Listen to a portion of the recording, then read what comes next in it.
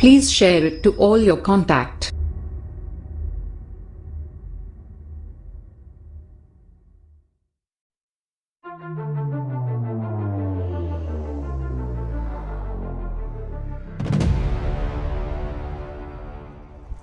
بسم اللہ الرحمن الرحیم۔ محترم عزیز طلباء، یہ کتاب مختارات جو آپ کے سامنے ہیں، یہ مختارات مولانا علی میاں صاحب رحمۃ اللہ علیہ کی تصنیف کردہ ہے۔ مولانا علی میاں صاحب کا مقام عربی زبان میں جو ہے وہ صرف ہندوستان ہی نہیں بلکہ عربوں نے بھی آپ کی عربیت کو تسلیم کیا ہے۔ مولانا مدت سے یہ متمنی تھے کہ ایسی بچی کتابیں پڑھے کہ بچوں کو عربی ادب کے ساتھ ساتھ خالی ادب برائے ادب نہ ہو بلکہ ادب برائے دین، ادب برائے روح اور ادب برائے بچے کی دینی تربیت اس سے ہو۔ تو اس کے لیے مولانا نے خود بھی اس پر کام کیا، جیسا کہ آپ نے پہلی کتابیں پڑھی ہوگی، مولانا کی قصص النبیین کا سلسلہ، قرأۃ الراشدہ کا مجموعہ۔ تو مولانا نے خود یہ کام کیا اور ساتھ ساتھ اپنے قریبی لوگوں کو جو یہ کام کر سکتے تھے تو ان کے پاس بھی یہ کام کروایا، اور اس کا ایک نمونہ منصورات ہے جو حضرت مولانا رابع صاحب نے تصنیف کیا ہے، جو منصورات کا نہج اور منصورات کا جو طریقہ ہے وہی نہج اس مختارات کا ہے۔ مختارات میں مولانا علی میاں صاحب کی خود اپنی کوئی تحریر نہیں ہے بلکہ مولانا نے اس کتاب کے ذریعے سے یہ ثابت کرنے کی کوشش کی ہے کہ ادب، اسلامی تاریخ جب سے اسلام کی بنیاد پڑی، آپ صلی اللہ علیہ وسلم دنیا میں تشریف لائے، اور آپ صلی اللہ علیہ وسلم افصح العرب اور عجم تھے، تو اس وقت سے لے کر آج تک صحیح اسلامی ادب کس کو کہتے ہیں؟ ہر زمانے میں، تاریخ کے ہر دور میں ایسے ادبا پیدا ہوئے ہیں اور انہوں نے عربیت کو اصل شکل میں زندہ باقی رکھا ہے۔ تو مولانا نے اس کتاب میں مختارات، نام ہی اس کا ہے مختارات، یعنی ایسے اقتباسات جس میں انتخاب کر کے جو اس کتاب میں لائے گئے۔ مختارتن اس میں مفعول ہے، اس کی جمع مختارات، یعنی منتخب شدہ اقتباسات۔ تو سب سے پہلے مولانا نے کوشش یہ کی کہ قرآن مجید، جو ظاہر بات ہے کہ عربی زبان کا سب سے بڑا، آج کل یہ سمجھا جاتا ہے کہ عربی زبان یعنی گویا کہ ادبا کی کتاب میں سب سے زیادہ عربیت کی فصاحت جو ہے وہ قرآن میں ہے۔ پھر نمبر 2 پر حضور پاک صلی اللہ علیہ وسلم کی حدیث پاک میں عربیت کی فصاحت موجود ہے۔ پھر اس کے بعد صحابہ، پھر تابعین، تبع تابعین، اس طریقے سے مولانا سلسلہ وار اقتباسات کو جمع کیا ہے، اور کتاب کی جو ابتدا کی ہے وہ قرآن کے اقتباسات کے ذریعے سے دی ہے۔ 2 سبق قرآن کے رکھے ہیں اور اس میں بتانے کی کوشش کی ہے کہ کتنا اسلوب، اور سب ایک ایک سبق لا کر یہ بتلانے کی کوشش کی ہے کہ ہر ایک کا اسلوب الگ الگ ہوتا ہے۔ تو قرآن کا اسلوب وہ سب سے زیادہ پسندیدہ، سب سے زیادہ فصیح، اور عربیت کے اصول کے دائرے میں سب سے اعلیٰ نمونہ وہ قرآن کا اسلوب ہے۔ یہ قرآن کا اسلوب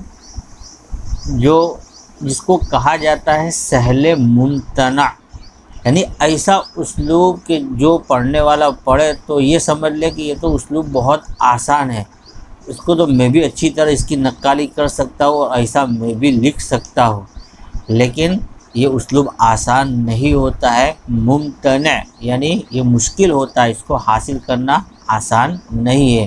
لیکن بہرحال قرآن کا اسلوب ایک بہت اچھا اسلوب ہے، پڑھنے والا کوئی بھی پڑھتا ہے، ہر ایک کی غذا، چاہے اس کو جاہل پڑھے، چاہے کاشتکار پڑھے، چاہے ادیب پڑھے، چاہے عالم پڑھے، کوئی بھی کسی طبقے کا اگر کوئی شخص اس کو پڑھتا ہے تو ہر ایک کے لیے اس میں غذا موجود ہے۔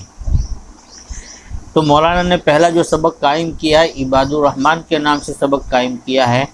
ہم اس سبق پر بعد میں آتے ہیں۔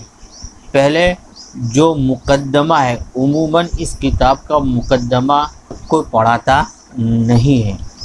یہ مقدمہ بہت مشکل ہے، وہ وہی پڑھ سکتا ہے جس کو ادب کی تاریخ پر جو ہے پوری نظر ہو۔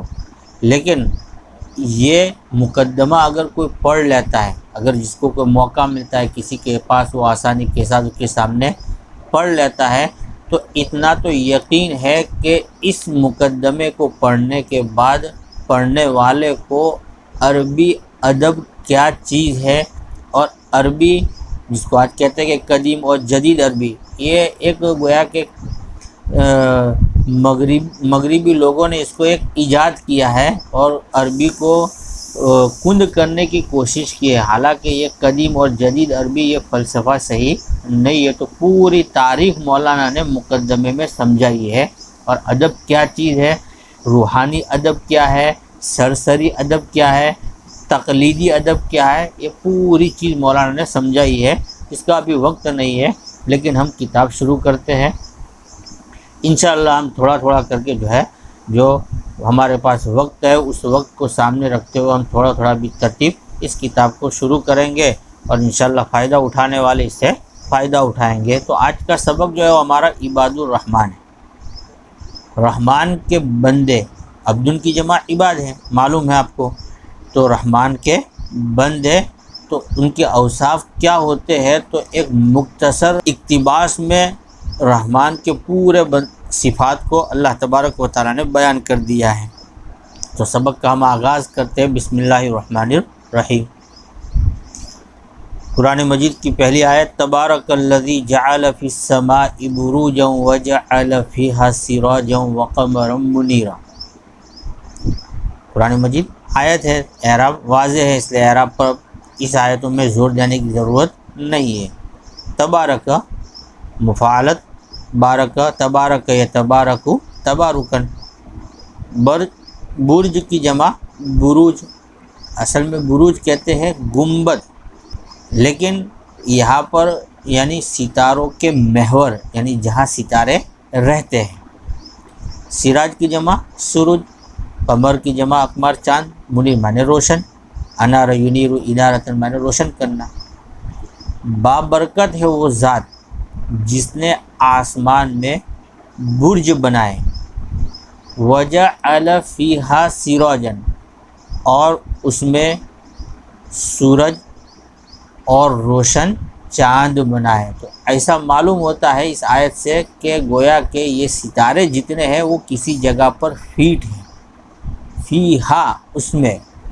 خیر ایک سائنس کا موضوع ہے، ہمیں اس میں جانا نہیں ہے، لیکن آیت کا ترجمہ، بابرکت ہے وہ ذات جس نے آسمان میں برج بنائے اور اس میں سورج اور روشن چاند بنائے۔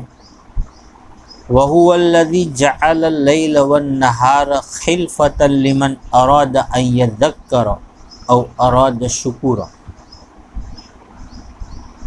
اور وہ ذات وہی ہے جس نے رات اور دن کو خلفتاً، بہت اچھا لفظ استعمال کیا ہے، خلفتاً، یکے بعد دیگرے آنے والا، خلیفہ جس کو کہتے ہیں، یکے بعد دیگرے آنے والا، خلفتاً حال واقع ہے۔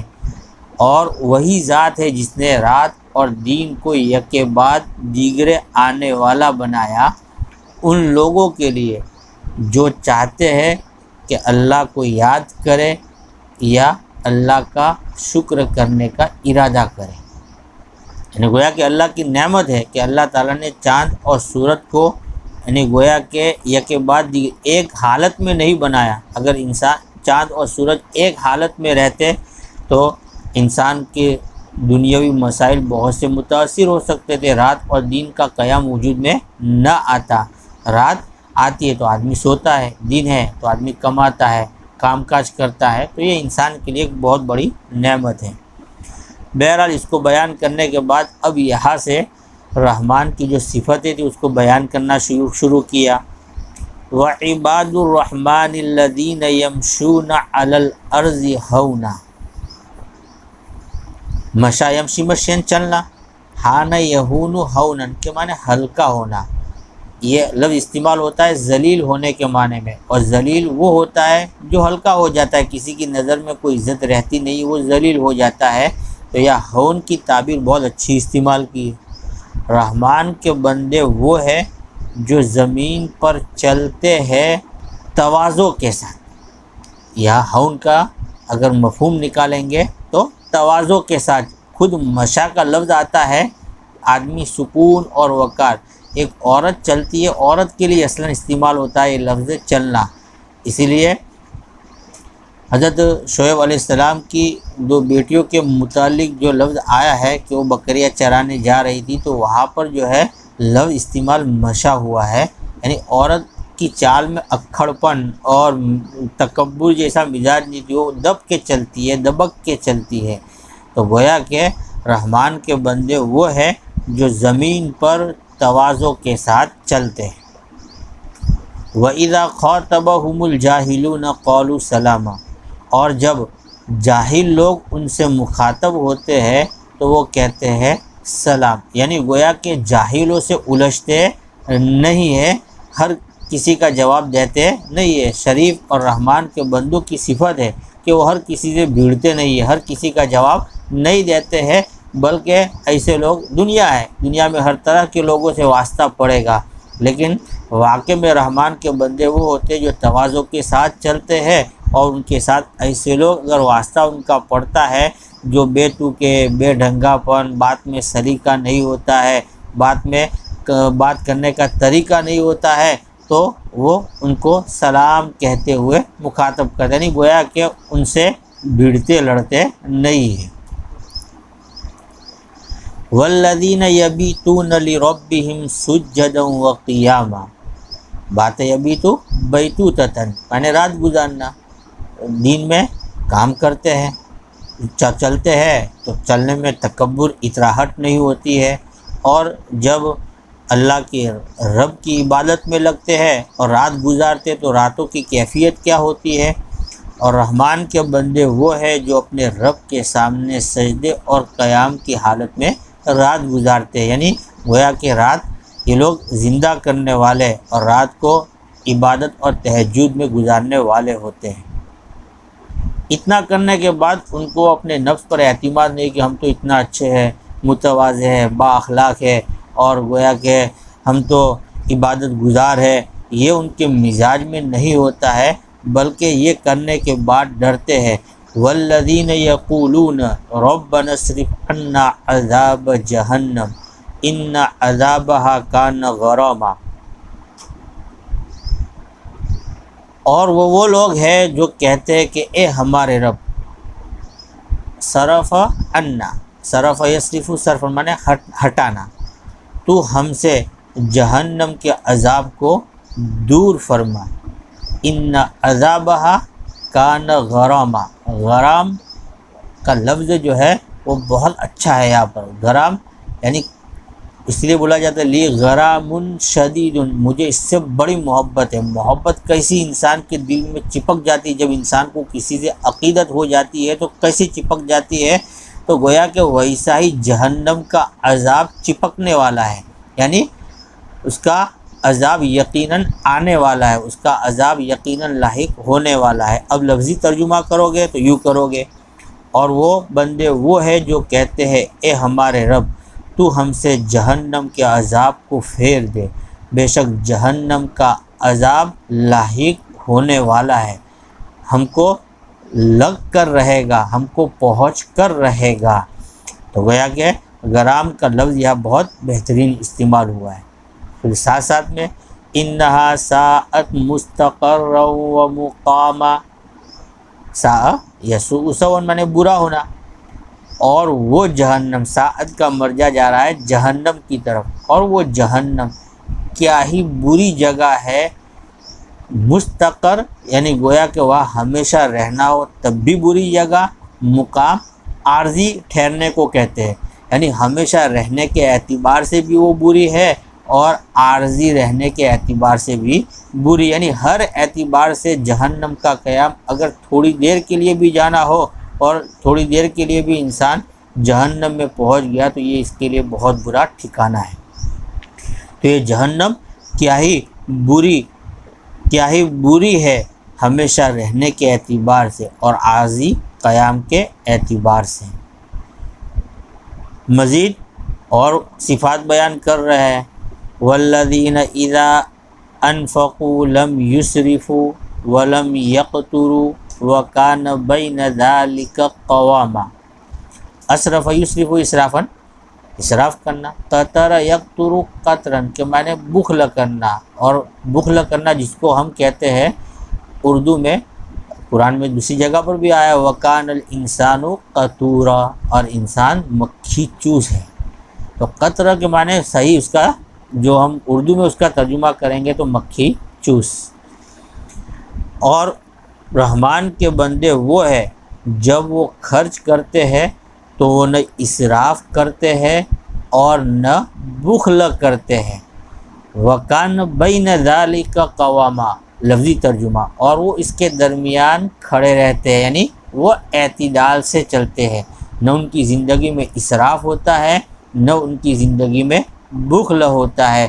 جہاں خرچ کرنے کا آتا ہے وہاں خرچ کرتے ہیں، اور جہاں خرچ کرنے کو نہیں آتا ہے وہاں اپنا ہاتھ روک لیتے ہیں۔ گویا کہ خرچ کے بارے میں ان کا مزاج معتدل ہوتا ہے۔ معتدل ہونا خرچ کے بارے میں یہ رحمان کی صفت ہے۔ آج کا سبق اتنا رکھو، انشاءاللہ کل آئندہ جو ہے یہاں سے آگے شروع کریں گے۔